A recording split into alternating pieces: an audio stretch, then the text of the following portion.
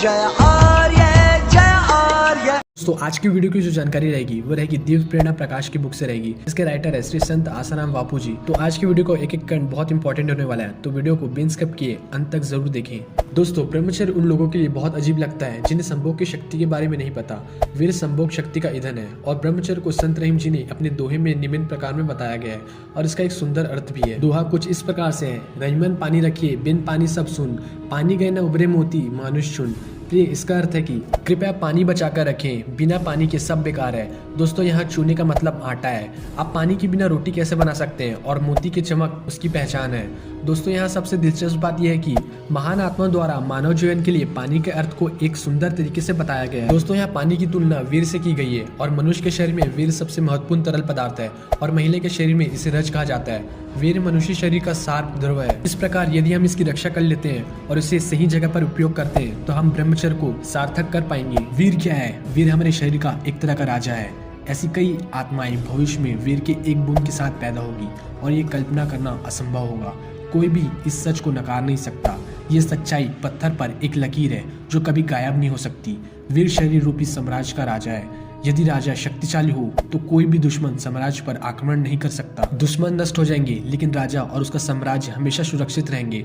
हमें इस राजा यानी कि अपने वीर को कभी कमजोर नहीं करना चाहिए, अन्यथा दुश्मन यानी रोग पुत्री शत्रु आपके शरीर पर आक्रमण करेंगे और कब्जा कर लेंगे। इसलिए ब्रह्मचर्य आवश्यक है और इसका उच्च शारीरिक मूल्य है। वीर का उपयोग कहाँ करें?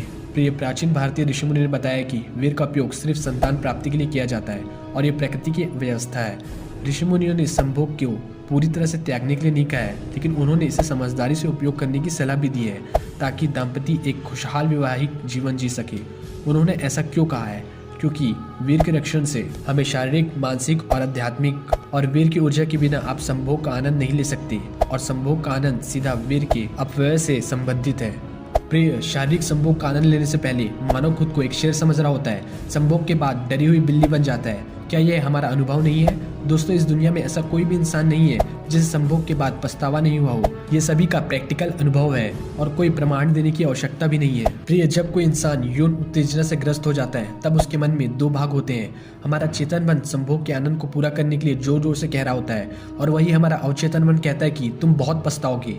पर अक्सर यह देखा जाता है कि दोनों की लड़ाई में चेतन मन हमेशा सफल होता है और इंसान जानबूझकर बार बार अपने जीवन को क्षण भर के आनंद के लिए अपने बेस कीमती वीर का नाश करता रहता है। दोस्तों अब सवाल आता है कि क्या ऐसा कोई आदमी है जो इस दलदल से बच पाया है? जी हाँ प्रिय, ऐसा भी लोग हैं जो इसके पीछे के विज्ञान को जानते हैं। वे कभी इस दलदल में नहीं जाते। इससे पहले वे खुद को अत्यंत मानसिक शक्ति के साथ बचा लेते हैं और वे हमेशा खुश रहते हैं। वीर ऊर्जा एक प्रकृति है और आप इसे दबा नहीं सकते या फिर दबा कर नहीं रख सकते। जब ये नीचे की ओर बहती है तो आप संभोग के सिवाय और कुछ नहीं सूझता और तब आप कहीं भी खुशी नहीं देखोगे। दोस्तों यही वीर जब ऊपर की ओर बहती है तो ये आश्चर्यजनक कार्य करती है और आप इसकी कल्पना भी नहीं कर सकते।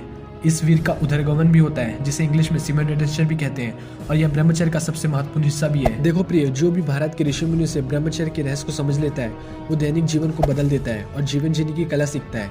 इंद्रिय संयमी लोग सही व्यक्ति के साथ सही समय पर सही जगह पर वीर की ऊर्जा को उपयोग करते हैं और वे लोग हमेशा खुशहाल जीवन जीते हैं। वही व्यक्ति उस आनंदमय स्थिति के बारे में बोल सकता है जिसने ब्रह्मचर्य का पालन करने के बाद इस तरह के आनंद को प्राप्त किया है। ब्रह्मचर्य क्या है? भगवान वेदव्यास जी कहते थे विषय इंद्रिय द्वारा प्राप्त होने वाले जो सुख है उसका सदैव पूर्वक त्याग करना उसे ब्रह्मचर्य कहते हैं।